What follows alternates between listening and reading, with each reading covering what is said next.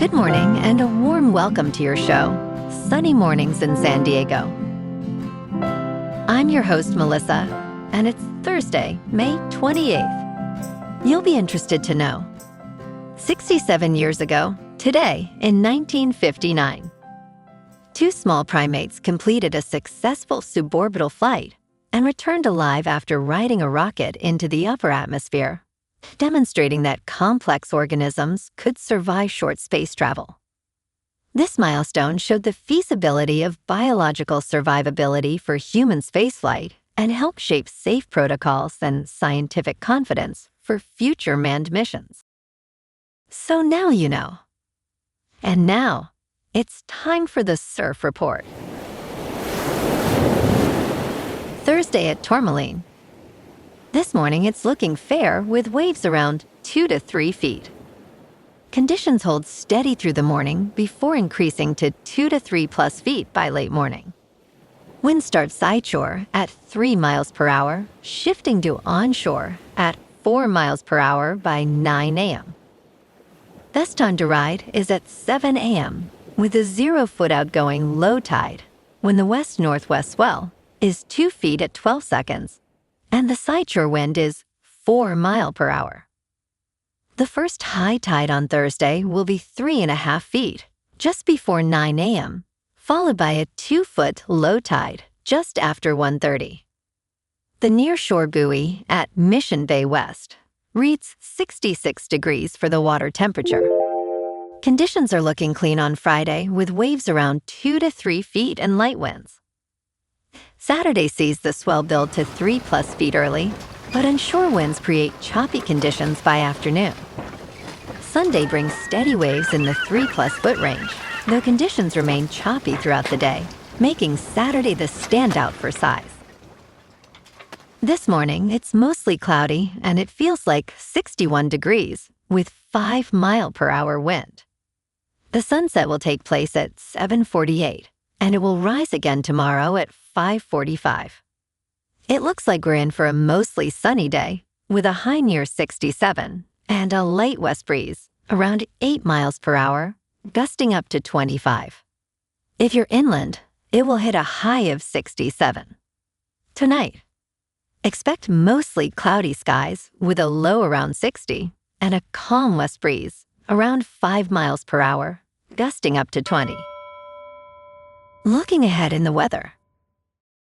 Friday will be mostly sunny with a high near 69 and a west wind of 5 to 10 miles per hour, gusting as high as 20. Highs rise to around 70 on Saturday and near 74 Sunday and Monday, with partly cloudy nights in the upper 50s to around 61.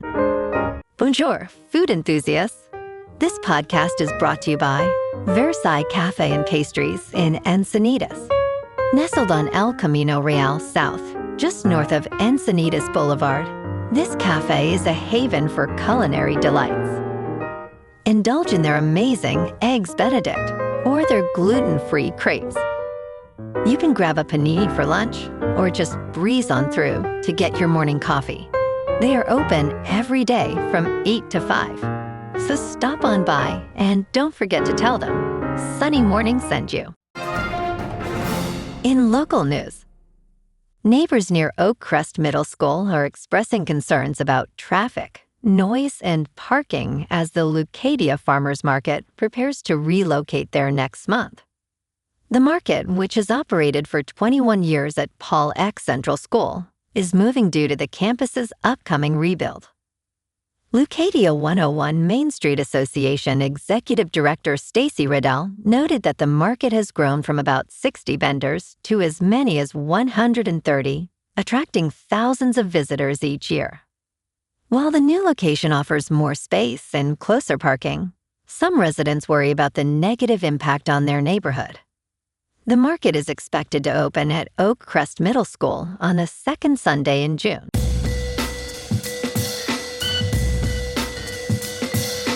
Now on to sports.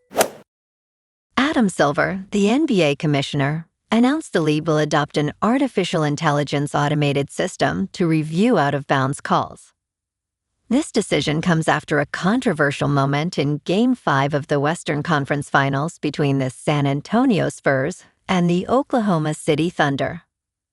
Despite the ball hitting Thunder forward Chet Holmgren, Spurs center Victor Wembanyama was wrongly assessed a turnover. Silver mentioned that the new system will utilize technology similar to Hawkeye, ensuring calls are made automatically. He emphasized that this would allow referees to concentrate on more subjective calls, improving overall officiating. In local sports, the Padres are heading to Washington, looking to snap a 4-game losing streak after falling 3-0 at home yesterday to Philadelphia. Walker Buehler took the loss, while Phillies starter Christopher Sanchez dominated with 7 shutout innings and 9 strikeouts. Fernando Tatis Jr. and Jackson Merrill each had 2 hits, but it was not enough.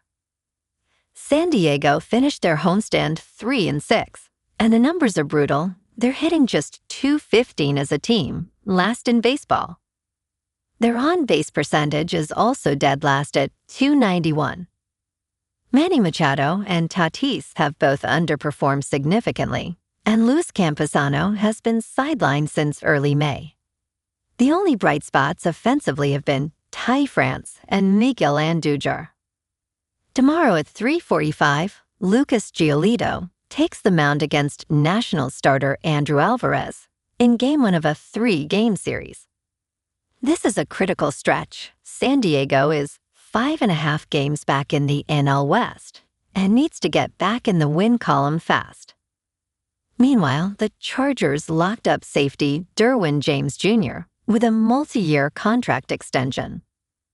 The 5-time Pro Bowler was heading into his final year, and the team made securing him a priority. James recorded 94 tackles, 3 interceptions, and 7 passes defensed last season while making the Pro Bowl again. In top news, Uganda has ordered the closure of its border with Congo, where suspected cases of a rare type of Ebola are surging. The Ugandan health workers were exposed to the disease from Congolese patients. This measure, which contradicts World Health Organization guidance, raises fears of contagion in East Africa. The border closure will allow crossings only for emergency cases, including outbreak response and humanitarian needs. Anyone entering from Congo will undergo mandatory isolation for 21 days. Congo has confirmed 101 cases, with suspected cases nearing 1,000. Health officials urge vigilance as Uganda reports 7 cases and increasing exposure among health workers. In business news, Snowflake stock surges nearly 40% as artificial intelligence acceleration drives record product revenue growth. The cloud software company makes a $6 billion commitment to expand collaboration with Amazon Web Services to help customers deploy artificial intelligence faster. Shares of Snowflake were flying toward their highest level ever in after-hours trading on Wednesday, after the cloud software company beat fiscal first-quarter earnings expectations by a wide margin and raised its full-year outlook. As use of artificial intelligence by companies accelerates, demand for the company's core data platform business continues to grow, Snowflake Chief Financial Officer Brian Robbins said. During the latest quarter, 46 customers crossed the threshold of spending more than $1 million on a trailing 12-month basis, Robbins said, which compares with 26 customers a year ago. In crypto movement, Bitcoin is down 3% to about $74,000. Ethereum is down 4% to just under $2,000. And XRP is down 3% to $1.29. Moving on to a more local vibe. In our community spotlight on health and wellness, we are working with a national Pilates studio to bring you some free classes, so listen up. Check out Club Pilates, with several locations in the San Diego area. Pilates presents a comprehensive wellness approach, cultivating strength, reducing tension, and elevating mental well-being. Scientific research affirms its benefits. So now you can check out Club Pilates for a free class, with locations in Encinitas, Solana Beach, Oceanside, La Jolla, and more. Just be sure to tell them Sunny Morning sent you by. And now, back to the show. Let's talk science. 4 drones will go where no astronauts have landed yet. As NASA looks ahead to Artemis 3 in mid-2027, the agency is sharing new details on several projects, including a future permanent moon base and a drone mission called MoonFall. The mission will send 4 drones to survey the surface of the moon's south pole to identify potential landing sites for future Artemis astronauts. According to the update, the Jet Propulsion Laboratory in Southern California has been developing the drone design and testing prototype hardware ahead of the scheduled 2028 launch. Each drone will land on the moon's surface and gather high-resolution imagery of the terrain over a single lunar day, which is up to 14 Earth days. After each drone's last flight, its survive-the-night payload will continue to work for several months. Payloads designed to survive the night can endure sub-zero temperatures of the lunar night, which can reach as low as -208 degrees Fahrenheit. Each of the 4 drones should weigh about 550 pounds and stand 4 feet tall and 7 feet in diameter. They will use a lunar dashcam imaging system to create maps of the terrain.